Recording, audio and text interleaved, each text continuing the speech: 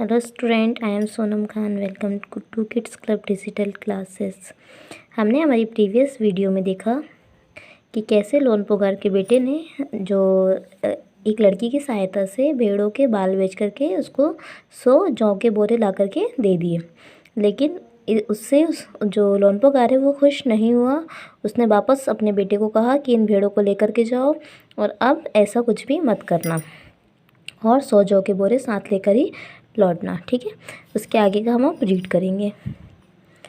एक बार फिर निराश लोन पोगार का बेटा शहर में उसी जगह जा बैठा। अब जब दोबारा उसके जो लोन पोगार है उनने उसको बोला कि आप जाओ और 100 जौ के बोरे लेकर के आओ, तो फिर से लोन पोगार का बेटा जाकर के जिस जगह वो पहले बैठा था वहाँ जाकर के वो फिर से बैठ गया।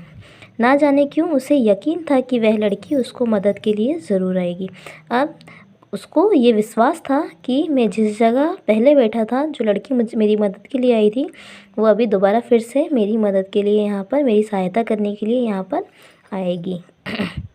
और हुआ भी कुछ ऐसा ही, वो लड़की वहाँ आ गई।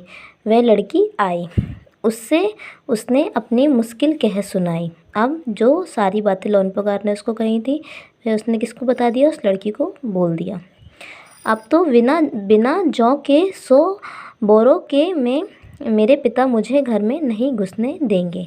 क्या बोलता है जो लोन पोगार का बेटा है, वो उस लड़की को क्या कह रहा है कि अब बिना 100 जौ के बोरे लिए मेरे पिताजी मुझे घर में आने की इजाज़त नहीं देंगे, है ना।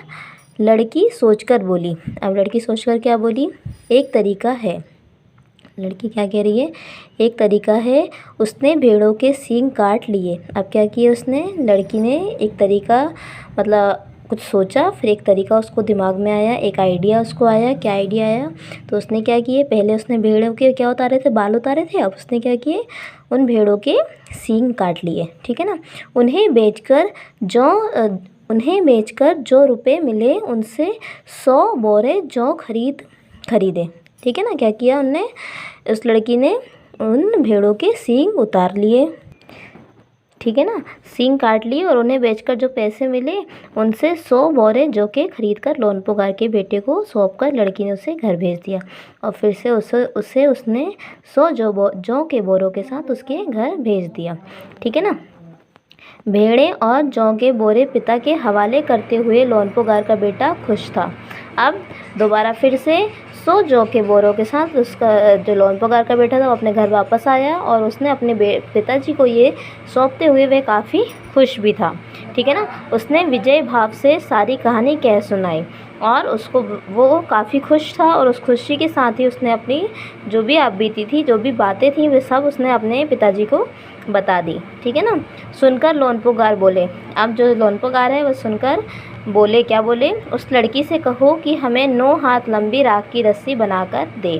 अब क्या बोले लोन पोगार ने अपने बेटे से, वो बोल रहे हैं कि जिस लड़की ने तुम्हारी मदद की है, सहायता की है, उस लड़की को जाकर के कहो कि वो हमें 9 हाथ की, है ना, 9 हाथ लंबी, 9 हाथ के बराबर लंबी राख की रस्सी।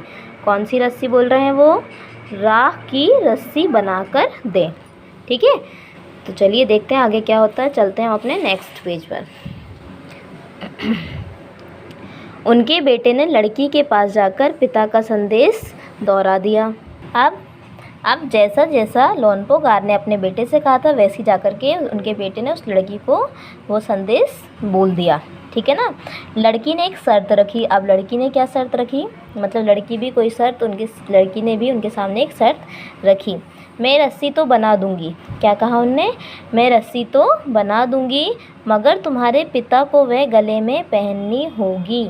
अब लड़की क्या कह रही है कि मैं राख की रस्सी तो बना दूंगी लेकिन तुम्हारे पिताजी को वह रस्सी अपने गले में डालनी होगी, उसे अपने गले में पहननी होगी। लोन पोगार ने सोचा ऐसी रस्सी बनाना ही असंभव है। अब लोन पोगार क्या सोच रहे हैं कि राख की रस्सी तो कोई बना ही नहीं सकता, ये तो असंभव है, संभव है ही नहीं, है ना। इसलिए लड़की की शर्त मंजूर कर ली और उन्होंने ये सब सोच करके उसकी शर्त को मान लिया। ठीक है। अगले दिन लड़की ने 9 हाथ लंबी रस्सी ली, उसे पत्थर के सिल पर रखा और जला दिया। अब क्या किया अगले दिन लड़की ने, एक 9 हाथ लंबी रस्सी को लिया, उसको पत्थर की सिल मतलब एक पत्थर पर रखा और उसको जला दिया। ठीक है। रस्सी जल गई मगर रस्सी के आकार की राख बच गई। अब क्या हुआ, उसने जो रस्सी को जलाया तो उसकी जलने के बाद रस्सी तो जल गई, लेकिन जो उसकी जो राख थी वो बच गई, है ना। इसे वह सिल समेत लोनपोगार के पास ले गई और जो पत्थर था उसके साथ ही वो उसे उठा करके कहाँ ले गई, लोनपोगार के पास ले गई और उसे पहनने के लिए कहा और लोनपोगार से कहा कि आप इसे पहनिए। लोनपोगार रस्सी देखकर चकित रह गए। अब लोनपोगार मतलब काफ़ी आश्चर्यचकित हुए, मतलब वो बहुत ज़्यादा चकित रह गए, है ना। वे जानते थे कि राख की रस्सी को गले में पहनना तो दूर उठाना भी मुश्किल है। अब वो जानते थे कि मैं राख की रस्सी को गले में पहन ही नहीं सकता, और गले में पहनने की बात तो बहुत दूर है, मैं उसे उठा भी नहीं सकता। अगर मैं उसे उठाऊंगा तो वो टूट जाएगी, हाथ लगाते ही वह टूट जाएगी। ठीक है ना। लड़की की समझदारी के सामने उनकी अपनी चालाकी धरी रह गई, और लड़की इतनी समझदार थी कि उसकी समझदारी के सामने उनकी अपनी चालाकी धरी रह गई। बिना वक्त गवाए लोनपोगार ने अपने बेटे की शादी का प्रस्ताव लड़की के सामने रख दिया। धूमधाम से उन दोनों की शादी हो गई। फिर बिना वक्त गवाए जो लोनपोगार थे उन्होंने अपने बेटे की शादी का प्रस्ताव उस लड़की के सामने रखा और लड़की भी मान गई और फिर दोनों की शादी धूमधाम से हो गई। ठीक है ना। तो ये आपको पार्ट 2 में ये पूरी स्टोरी दी हुई है, इसको आप पढ़िए, रीड कीजिए और समझिए। कहीं पर भी कोई भी अगर आपके डाउट्स हैं तो वो आप पूछ सकते हैं। Okay, thank you.